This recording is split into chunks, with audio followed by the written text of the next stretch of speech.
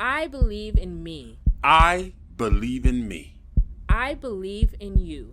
I believe in you. Stand strong. You are powerful. Stand strong.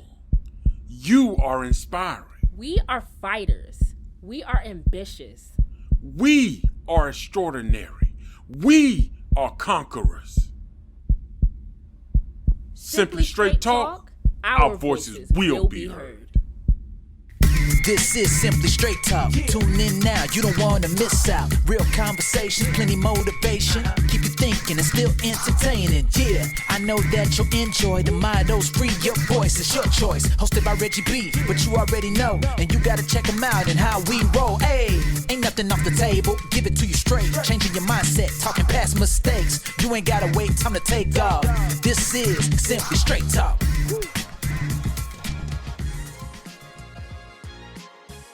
I'm Melissa, and this is the Simply Straight Talk podcast, where we engage in solution-based conversations with tips on how to overcome and move past the challenges and struggles we face in life.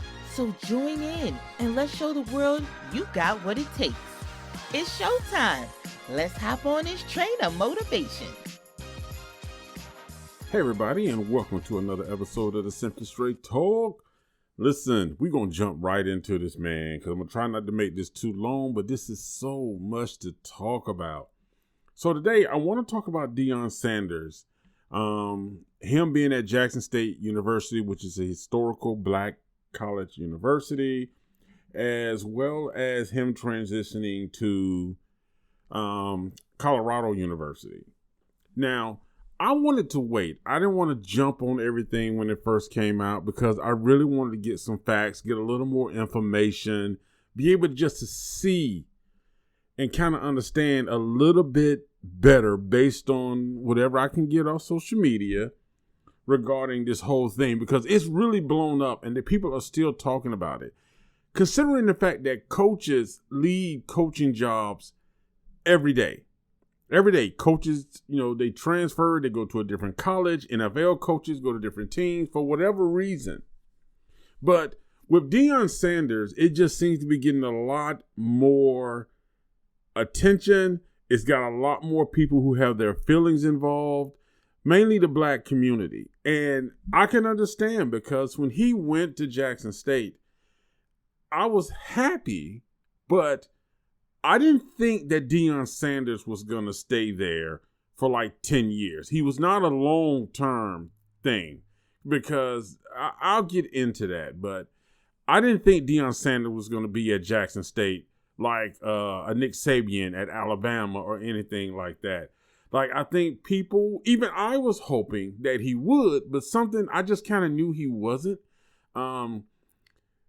Why the black community is so upset, because HBCUs don't get a lot of attention. They don't get a lot of TV play.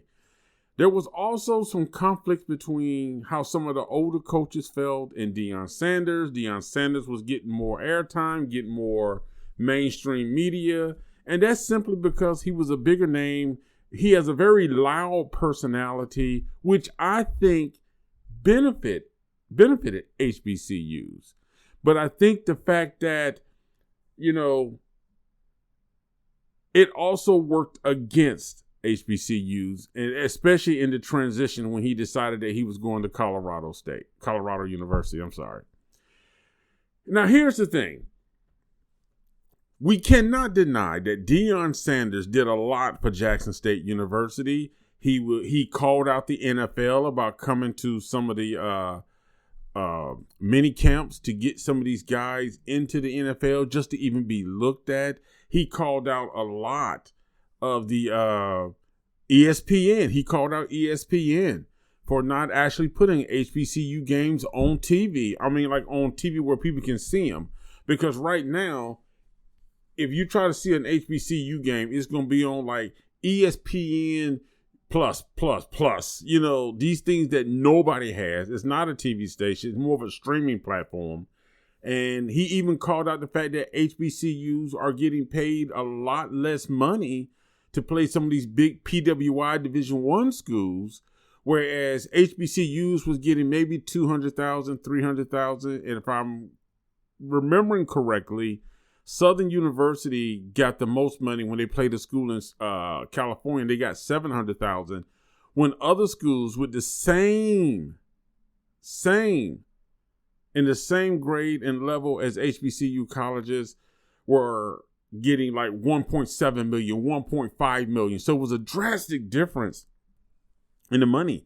And we all know that HBCUs are completely underfunded in comparison to the PWI schools.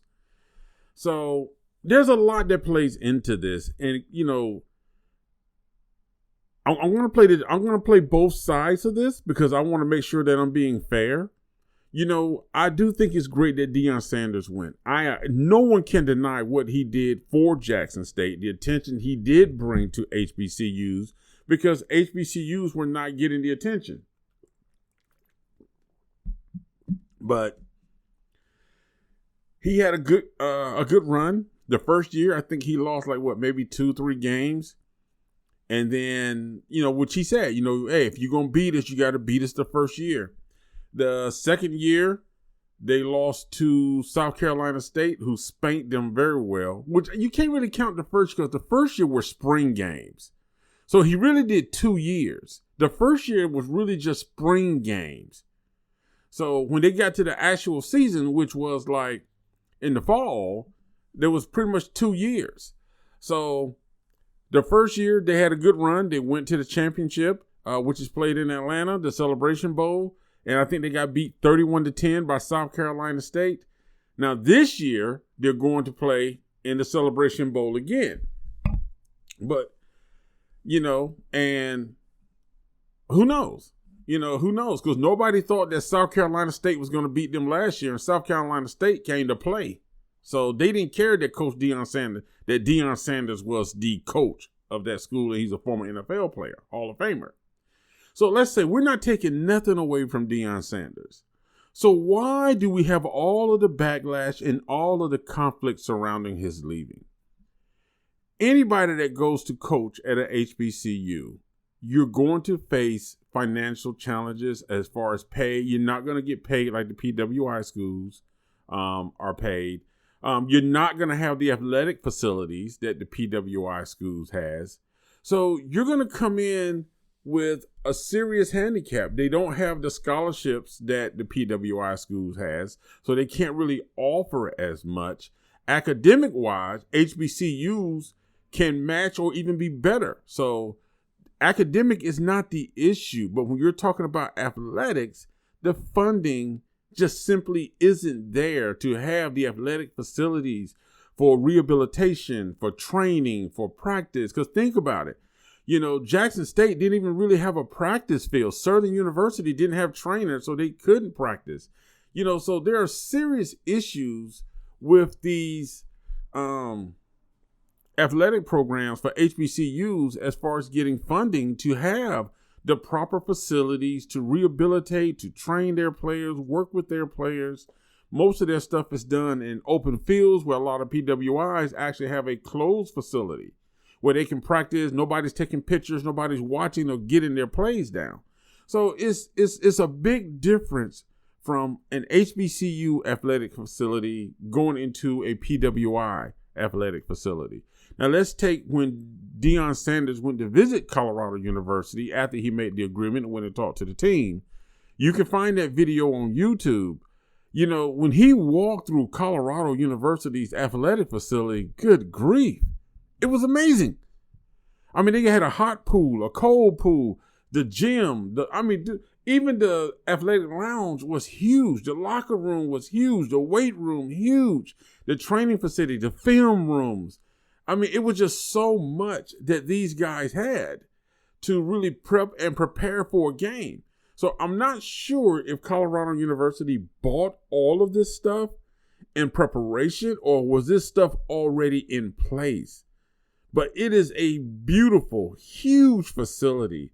I mean, any coach would love to have the facilities that Colorado University have. They really do. They got a great athletic facility for working with their guys, getting them trained, getting them rehabilitated. I mean, to be able to, the film rooms, not just one, they even got a conference. I mean, they got the works there. They got the works to properly train and prepare the guys for playing games, which HBCUs, they don't have that. There is no hot and cold pool at HBCU facilities. So, I mean, I understand that anybody who goes to coach at an HBCU, you have to understand that you're going to be coaching in an environment to where you're going to be lacking some key training and rehabilitation with facilities and equipment. And I'm pretty sure Deion Sanders knew that going in, because it's no secret that this has been a long-term problem for HBCUs to obtain the funding to be able to have these things. Now, we also have to say that we're well aware, too, that HBCUs, not all of them, but some of them really do struggle with funding. It's been a long-time issue. Even the media agreements. Roland Martin did a great take on that when he talked about the fact that HBCUs get some of the worst media agreements as far as publicizing the teams, their athletic gear. And it just comes back to me as far as they need to get somebody in there with the experience. And I totally agree with Roland Martin with what he said. You know, whoever is making these decisions for HBCUs is doing a poor job of it. And I think that's one thing that Deion Sanders brought to the HBCUs is the fact that they need to be more business minded when it comes to their programs and the things that they're doing. You know, they don't operate from a business mind perspective of future and growth. They operate pretty much in the right now. So that's something that definitely needs to change. Deion Sanders definitely brought that to light. Now, getting into the move to Colorado University, here are the issues that I personally, and it's not like Deion Sanders cares what I think, but here are the issues that I see based on everything that I've been able to see, even hearing him speak, hearing other people speak, other takes on it, perspectives on it. A lot of people saying they feel like Deion Sanders sort of fed, black people and the HBCUs a lie. I don't think he fed them a lie. I do believe that he never intended to stay there long term. I truly believe that with my heart. Deion Sanders never intended to stay there long term. I do believe that he used the HBCUs as a stepping stone because he needed a way to prove himself. And the fact that he called out a lot of the other black HBCU coaches, but you got to realize something. A lot of coaches then there are other coaches who have played in the NFL who are now coaching with HBCUs. Think about it. Doug Williams he won a Super Bowl. He went and coached Grambling. He didn't get all this media attention because Doug Williams he didn't have that loud personality. You got Eddie George, who's now coaching Tennessee State. He does not have that loud personality. And I think that like I said, I stand behind it. I do believe that type of personality is needed because it speaks about some of the discrepancies and things that need to be changed in regard to the treatment of HBCUs, the media of HBCUs. But we also have to look at the fact that I think the way this was handled, I think Deion Sanders, if you wanted to go and play and coach at Colorado State, that's fine. But I think he should have waited till after the season over. The fact that he made the announcement and he's doing all this advertising, I get it. He's basically trying to get other players from other schools to jump into the portals so he can pull those players and take them to Colorado University. I really believe that. I believe that that's what he's trying to do. That's why he did it. Because most coaches, even NFL coaches, they really don't announce the fact that they're leaving or planning on leaving until after the season is over. Because you don't want those distractions inside the locker room, especially when you're getting ready to play a big championship game.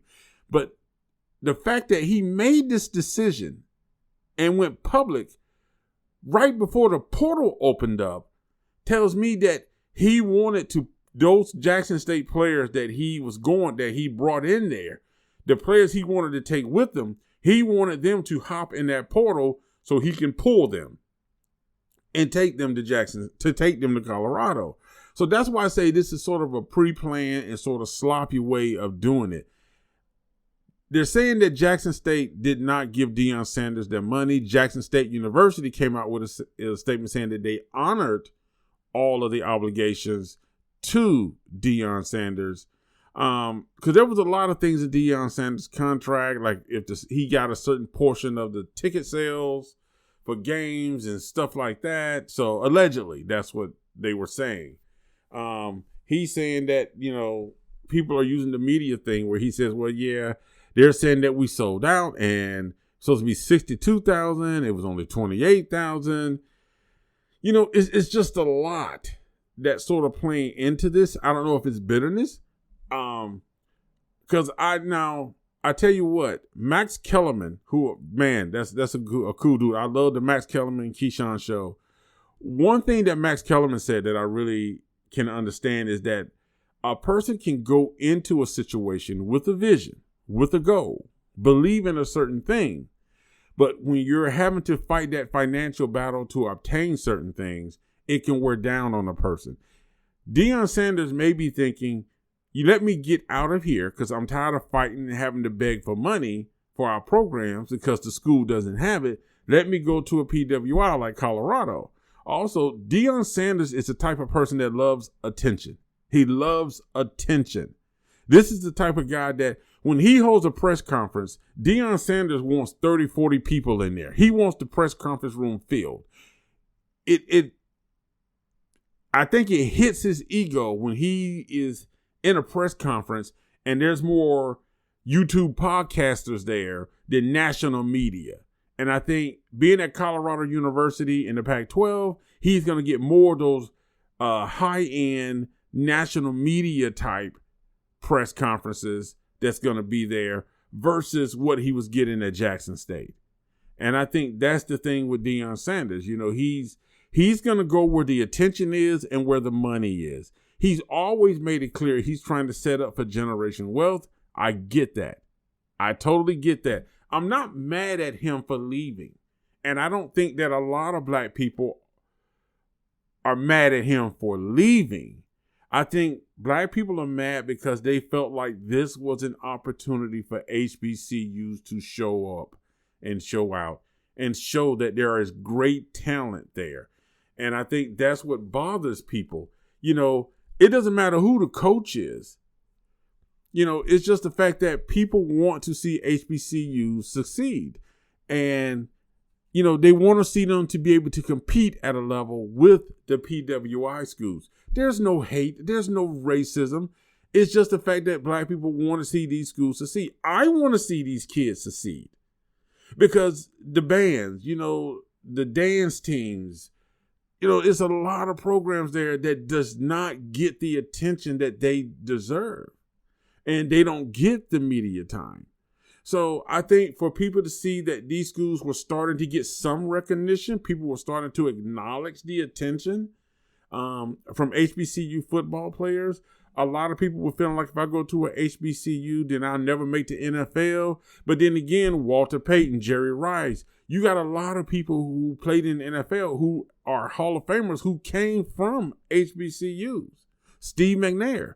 So there are things that he was bringing and showing, and in the way he was talking and speaking, it led people to believe that he wanted to create a dynasty. He wanted to bring, HBCUs to that top level to where they can compete against Georgia, Auburn, Alabama. They compete against the SEC, the ACC. So, and people were excited about that. But Deion Sanders really contradicted a lot of things he said, because he said it wasn't about the bag. It wasn't about the money. It was about the kids. That's why he was there, the kids. And him going to Colorado University, and everybody's trying to justify it, because he brought God into it. He says, God told me to come here and do this and do this. It's like, okay. So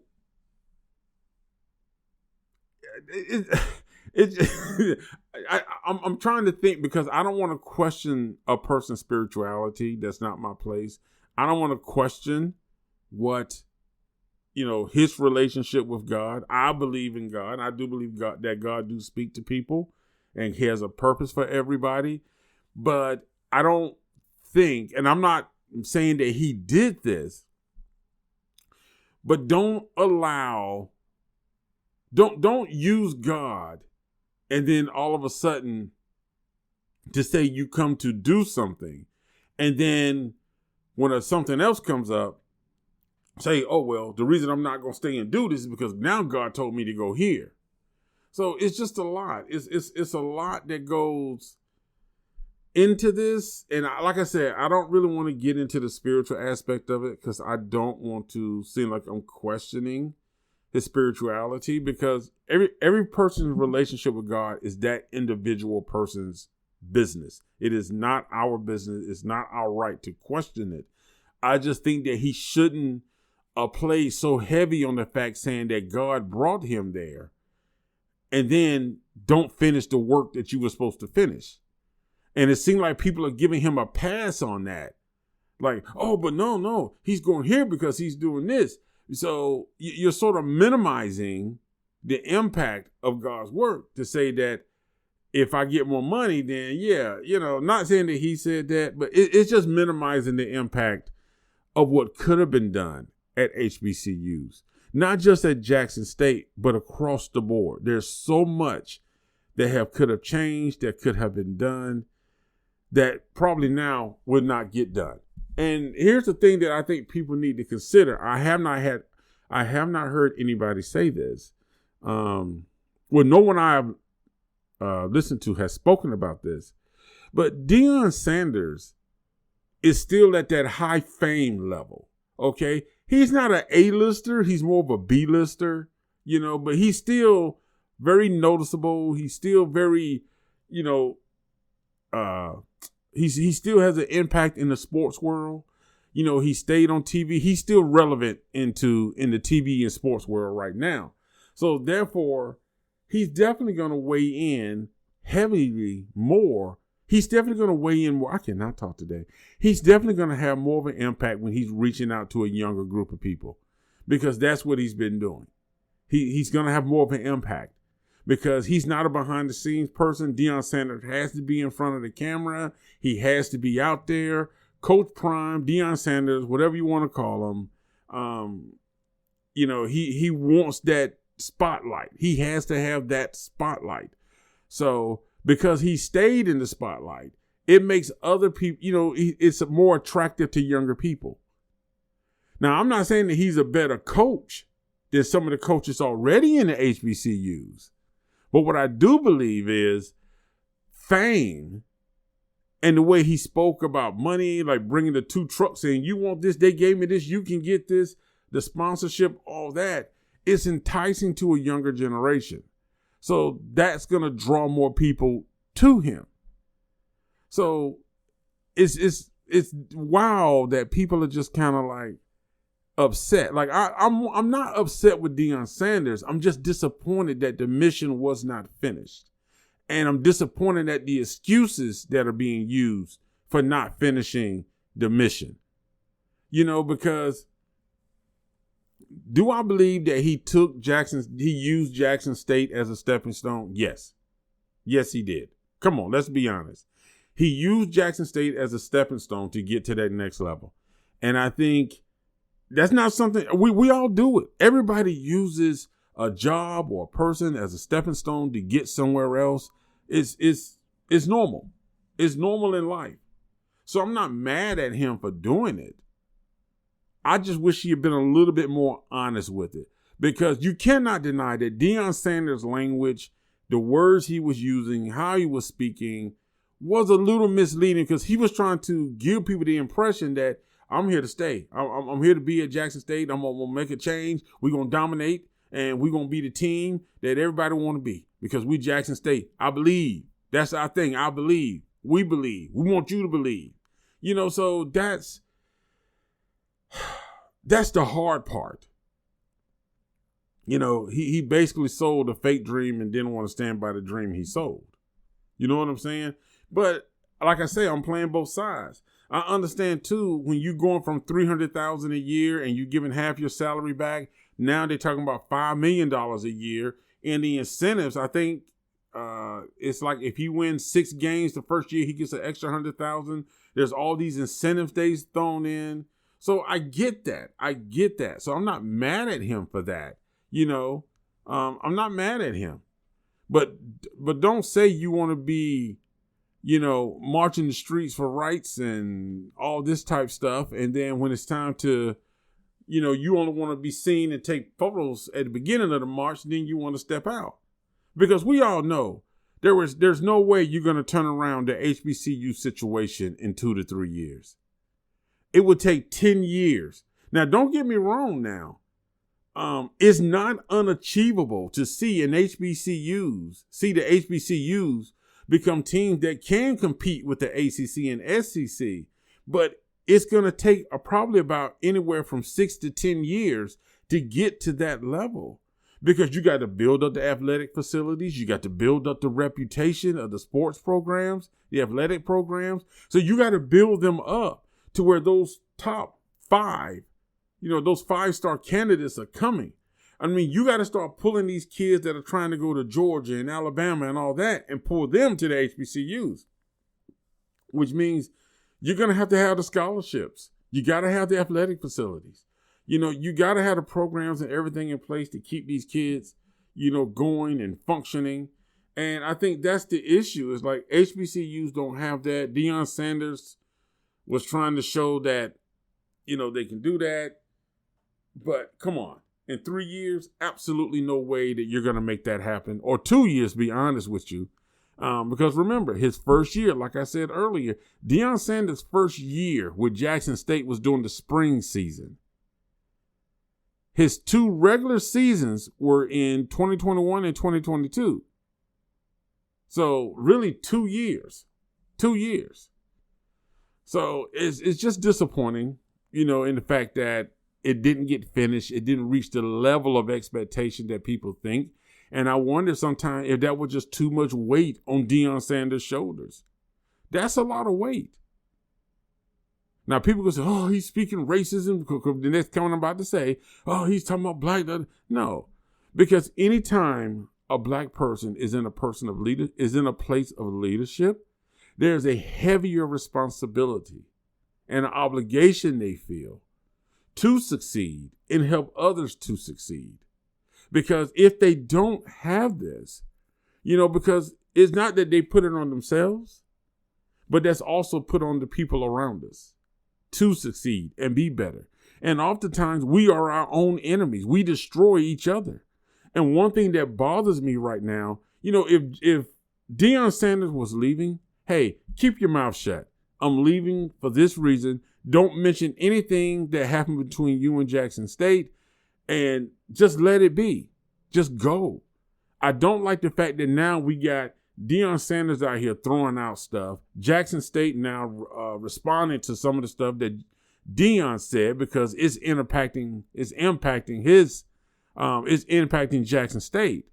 So, you can't say that you came to do the work of God in a place, tear it down, and then go somewhere else and talk about how that's going to be better. But then say God called you to be here. Why would God call you to come to a place, to build it up, bring it to a certain level, and then on the way out, you tear it down?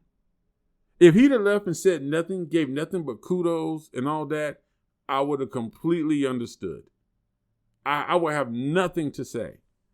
But you're taking the top key players from there, so it makes you wonder if these players knew what was going on, because Jackson State is losing players. They're saying that Travis Hunter has already jumped into the portal, and he's going to be at Colorado. He's taking his son to Colorado, taking his daughter to Colorado. So it's almost like they were using Jackson State as a testing ground, to build up their resume for this move. Like, this was the plan from the beginning. It was nothing new. Nothing new. But like I said, I'm not mad at Deion Sanders because everybody got to go out there and get your money. It's like Gambino said in that song, "This is America. Get your money." You got to get your money. So I'm not mad at him for that. I just think it could have been handled better. And this is coming from me. Like, to me, if I work for an organization and it doesn't work out, my thing is, I'm not here trying to badmouth you. You keep my name out your mouth when I go out the door, I'm going to keep your name out my mouth. Because it's clearly we're not on the same page. So I just feel like it could have been handled better. He should have waited till after the season to really speak about him going to Colorado. Like, they should have kept that under wraps, because now they're saying that Colorado's saying they don't even have the money to pay Deion Sanders yet. But they said they'll probably get it. But because they got basically each year they got to come up with at least $5 million and to be able to cover the incentives or whatever his first year contract is. So the things he accomplished in his first year contract, they got to be able to cover all that. So it's interesting. It really is, and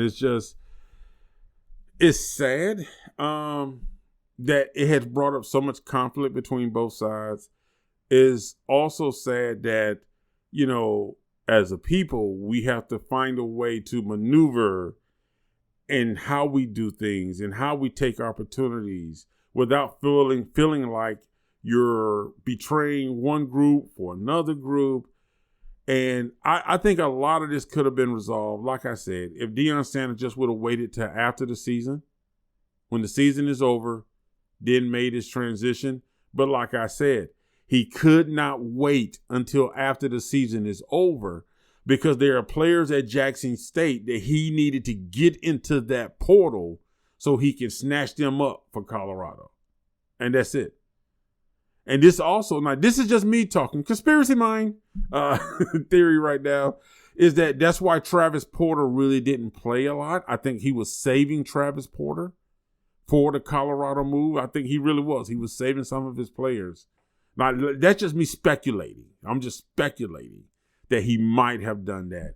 But I think he might have just kind of held him back, or some of those top players held them back to prevent them from getting injured, so he could take them to Colorado University. But like I said, I'm not going to spend too much time on this. I think now that the more I talk about it, just the more stupid it sounds. But yeah,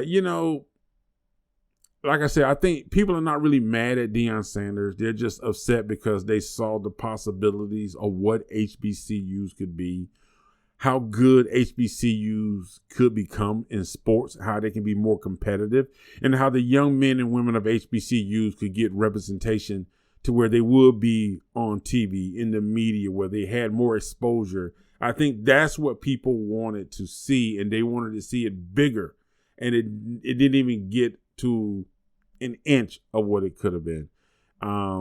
So I think that's what people are mad about. I don't think they're really mad at Deion Sanders. I think he sort of made a promise that he was going to deliver something, and he bailed out. I'm going to say 2 years, despite the fact that people are saying 3. So I think that's the issue. And like I said, I think it could have been handled better. His choice of wording and stuff like that could have been better. So, it is what it is, man. Like I say, I think a lot of things that Deion Sanders got was because of his fame. If he was an average coach, you know what I'm saying? If he wasn't Deion Sanders, the stuff that he got done in Jackson State would not have got done. And I think he's ignoring the fact that his fame is what brought a lot of that success to his team. It was his fame. Now, I'm not denying his talent. I'm not denying his ability or his knowledge. But I'm telling you right now, Deion Sanders' fame and connections is a big portion of the success that Jackson State football team had, why they got some of the things they got. So like I said, I'm not taking nothing away from what he did. He used it to kind of help that program to do what he can. So much respect to Deion Sanders for that. I'm not denying him that at all. But you got to call it like it is. And like Maya Angelou said, when someone shows you who they are, believe them. And on that note, we out of here, people. Hey, thank you for tuning in to today's show, man. I hope y'all are enjoying it. Y'all drop a line down below. I know everybody been talking about this, but what do you think about the Deion Sanders move? Give me your perspective on it. What do you think? What do you feel about it? All right? Holla at your boy. That's it for this week's episode of the Simply Straight Talk podcast. Be sure to sign up to our email list at simplystraighttalk.com and follow us in your favorite podcast app so that you don't miss our next episode. Wishing you a wonderful day from the Simply Straight Talk crew.